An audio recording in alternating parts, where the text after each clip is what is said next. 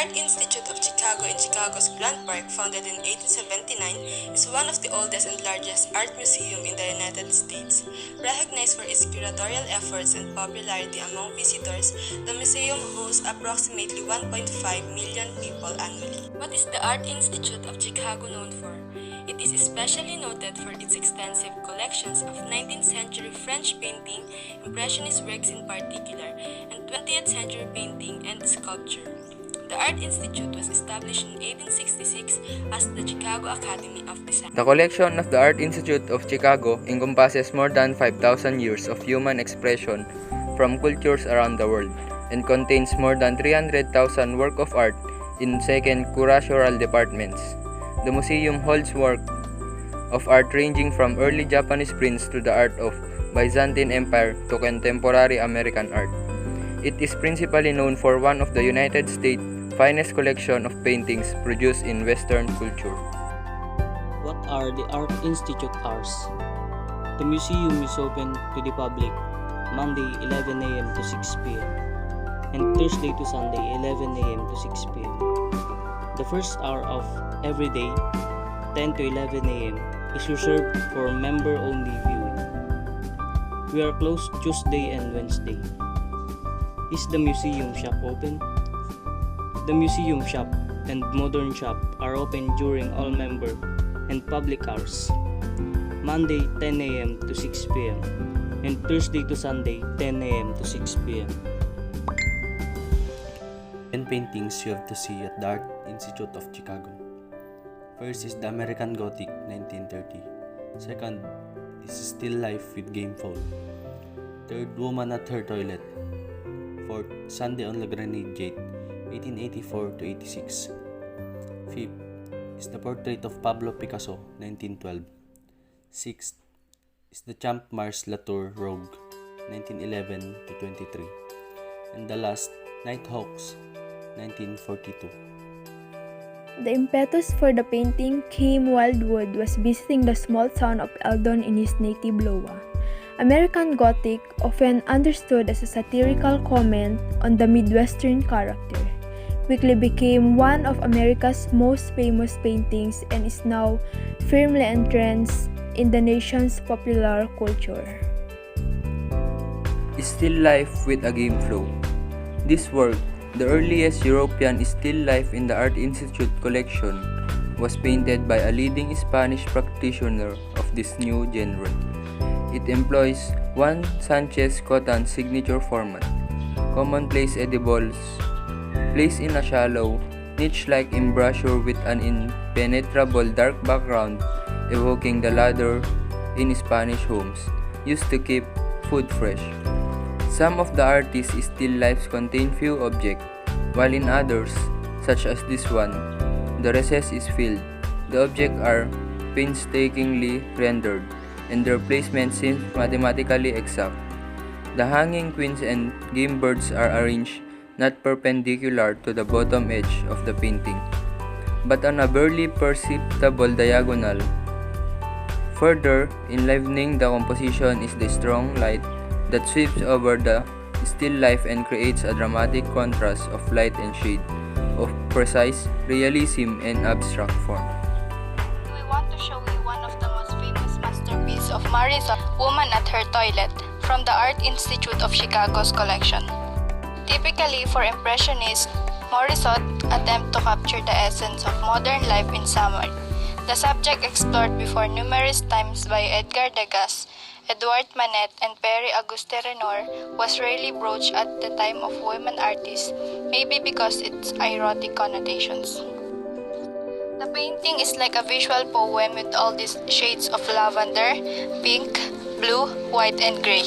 By denying us seeing the model's face, Morisot broke with the convention of using the mirror as the means to double the voyeuristic pleasure of glancing at a woman unawares. Morisot's women are usually like this, suggestive, delicate, implied by nuance of color and lightness of touch.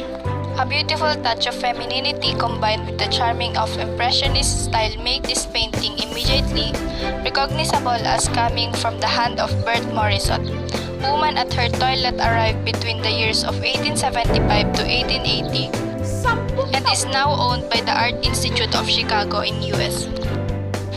Artist Morissette incorporates light touches of the brush to produce almost a dreamy finish to the scene, where no single items contrast with anything else too aggressively. The content continues along with this theme with brushed hair, cosmetic items, and touches of flower petals for additional colors. Woman at Her Toilet would be exhibited at the 5th of the 8th Impressionist exhibition, and although Morissette's work would be often receive critical praise, she wasn't always as successful a seller he worked as some of the other members of the group. The likes of Manet, Renoir, and Degas, for example, had achieved a great success by focusing on the theme of the female life in this way. But ironically, the female artist herself would then struggle to find buyers with her own related work. There may well have been a hidden bias against her because her gender, but she was also up against some of the finest artists in French history. Thankfully, Morissette had a strong will and desire to continue whatever setbacks or changes in circumstances might throw at her. She continued as an artist even after marriage, for example, when the tradition would normally have forced her to submit to the needs of the family. Such a strong character was essential for female artists during this period in order to achieve as much as they could. Because of the barriers that were placed in front of the careers, sometimes even by members by their own family. Nighthawks is a 1942 oil-on-canvas painting by Edward Hopper that portrays people in downtown dinner late at night, as viewed through the dinner's large glass window.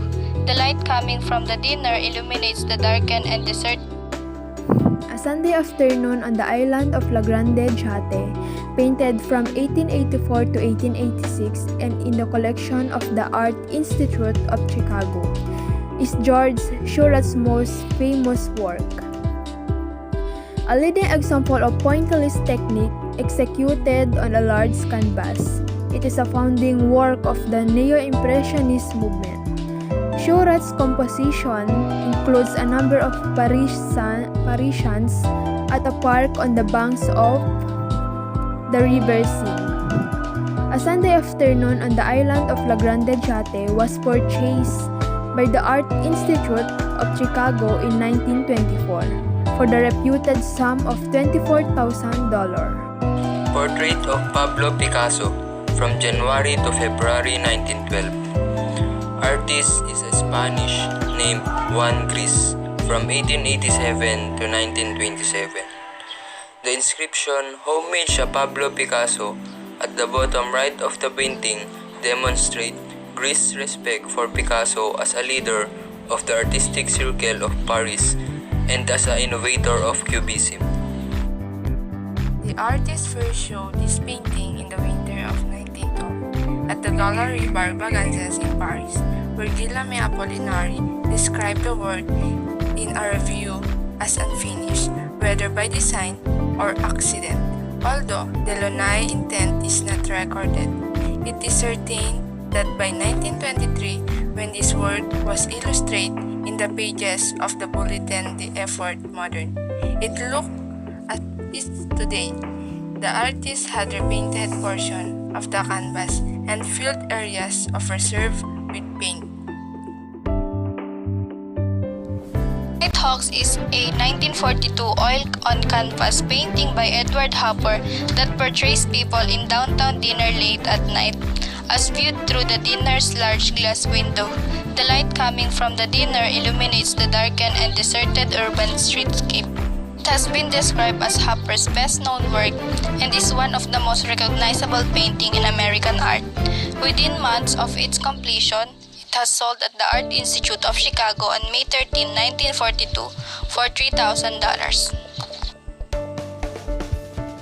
The spot usually associated with the former location is a now vacant lot known as Murley Square at the intersection of 7th Avenue South, Greenwich Avenue, and West 11th Street, about the 7 blocks west of Hoover Studio in Washington Square.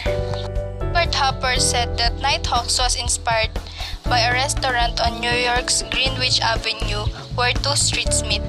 But the image, with its carefully constructed composition and lack of narrative, has a timeless universal quality that transcends its particular locale. The painting depicts an all-night dinner in which three customers, all lost in their own thoughts, have congregated. First, understand the expressive possibilities of light playing on simplified shapes gives the painting its own beauty. Fluorescent light had just come into use of early 1940s. Round stools, placed and wide intervals and spare counters on which stand a few coffee mugs, sugar jars, napkin holders, and another abandoned water glass are rendered with deadpan impression, emphasizing the empty space between them. A scene of this quiet seemed to echo the figures' enigmatic relationship with one another. Do the four people know each other, or they have come into the dinner to take refuge of the silent company of strangers? Nighthawks exemplifies Hopper's facility at capturing the reality of modern life and representing emotional states through physical settings. It is a quiet, introspective picture. The architect defines the composition, and the light orders, balances, and classifies it. Hopper's aesthetic vision. On May 13, 1942, Hopper wrote to Daniel Cotton Rich, which is the director of Art Institute of Chicago, that he was very much pleased that you would like the Nighthawks well enough to acquire it for the Art Institute. It is, I believe, one of the very best thing I have painted. Nighthawks has become an icon. The Child's Bath. This striking scene from Mary Cassatt came at the end of the 19th century and made her the only American artist among an exhibition of French Impressionists. The Child's Bath presents a touching scene of a child being baited by an adult, and the subject's distinct and three-dimensional portrait contrasts sharply with the flat-lined background. This amplifies the human figures and make their presence stand out.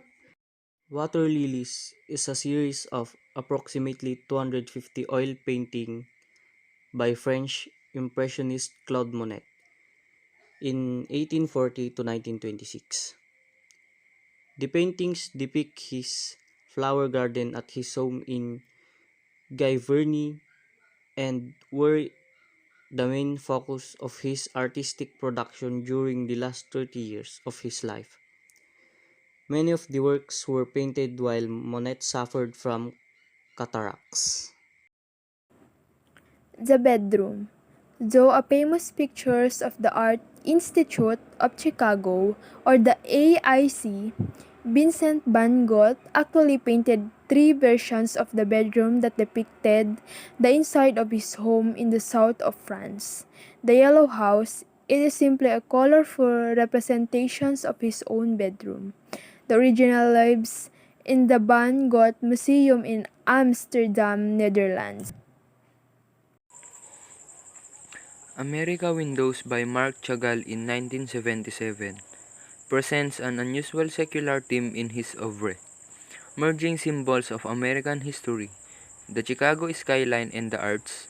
Reading from left to right, the panels represent music, painting, literature, architecture, theater, and dance. Chagall dedicated his work to Mayor Richard J. The Assumption of the Virgin is an oil-on-canvas painting by Greek-born artist Dominikos Theotokopoulos, known as El Greco in 1577 to 1579. The painting was a central element of the altarpiece of the Church of Santo Domingo El Antiguo in Toledo, Spain. It was the first of 9 paintings that El Greco was commissioned to paint for this church. The Assumption of the Virgin was El Greco's first work in Toledo and started his 37-year career there. Under the influence of Michelangelo, El Greco created a painting that in essence was Italian, with naturalistic style, monumental figures, and a Roman school palette.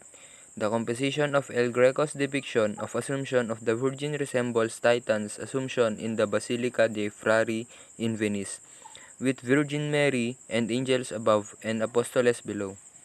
On the painting, Virgin Mary floats upward, which symbolizes her purity, while apostles gathered around. Her empty tomb expresses amazement and concern.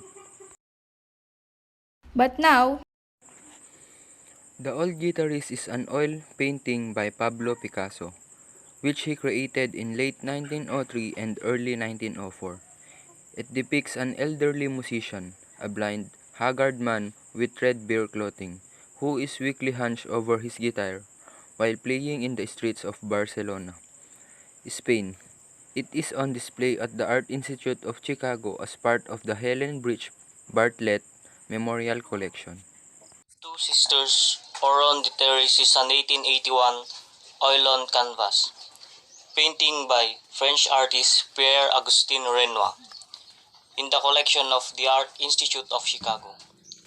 The dimensions of the painting are 100.5 cm times 81 cm.